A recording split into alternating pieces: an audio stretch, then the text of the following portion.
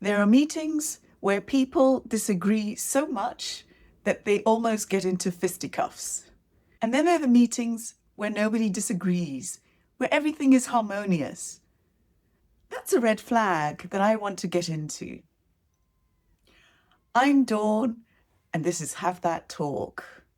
Now, a lack of open disagreement doesn't mean that everyone is in agreement. You'll see that in meetings where the meeting is calm, harmonious, everything is checked off, and then when people leave the room, you find them meeting in small clusters, in the corridor, by the coffee machine, outside somebody's office, or even behind closed doors.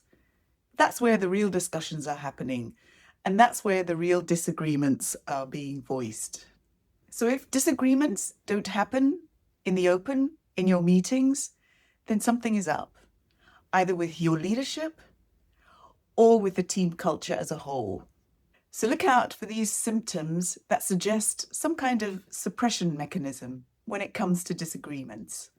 And the first is relatedness, belonging. People don't want to disagree because they might be the only one putting their hand up. They might become an outlier. And because of that, they won't be part of the inner circle. The second is loyalty. People will feel that they've built up trust, maybe even friendships with the people in the room, and they don't want to rain on their parade. So they keep quiet. The third is the risk that you take by being the first person to disagree. Nobody wants to do that. They need somebody else to get the ball rolling so that they can also express their reservations. Being the first one is a risky move, so then people don't do it. The fourth is about saving face. Perhaps not your face, but the person who's made the suggestion or who's pushing for a decision. You don't want to humiliate them in public, and so you keep quiet. The fifth phenomenon is when it doesn't really matter what was discussed in the meeting, because there was a pre-meeting where everything was already decided. The side conversations already happened, the alliances were already made, and the meeting itself is just a tick box exercise. And the final piece to look out for is the history that the team has had with regards to disagreements in the past. How did people respond? Were they taken down a peg or two? Were their reservations just dismissed and disregarded? People will remember that, and they will use that as a cue for how they should behave in the next meeting. And let me add one more thing, but this is the focus of another video. And this is when disagreement is dangerous because the manager doesn't tolerate it. People are punished for speaking up, for asking questions, for requesting clarification. They are shut down and humiliated in public in a way that just makes the cost of speaking up so expensive that people just don't do it. They resign themselves to the fact that your way is the highway, and so it's your decision, it's your responsibility, and they wash their hands of it. But it doesn't mean that the disagreement has gone away. It just happens in a different forum.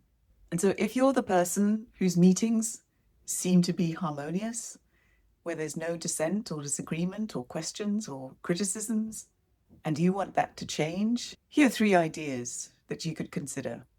The first is setting up your own pre-meeting, asking 1 or 2 allies whose opinions you trust for some feedback on the suggestion that you want to put forward. Ask them to challenge your proposal, give you a counter-argument, poke holes in it, be honest with you, and also to give you feedback on what they think works well. And with this information, you can go into the bigger meeting and invite questions and feedback. That opens the floor for productive discussion. The other thing you can do is to actually name the silence. So basically, when you hear that there's no questions or feedback coming through, or when everybody just seems to be looking at their notes but not saying anything, actively invite questions, and not just generally to the group, but point to 1 or 2 people. What do you think, Ben? What's your opinion, Helen? And really listen and allow people to speak. Your role as a leader in this moment is to create the environment, the atmosphere that makes people feel comfortable speaking up. So your willingness, your openness to receive feedback is critical when you go in to have that talk. Okay? I'll see you next time.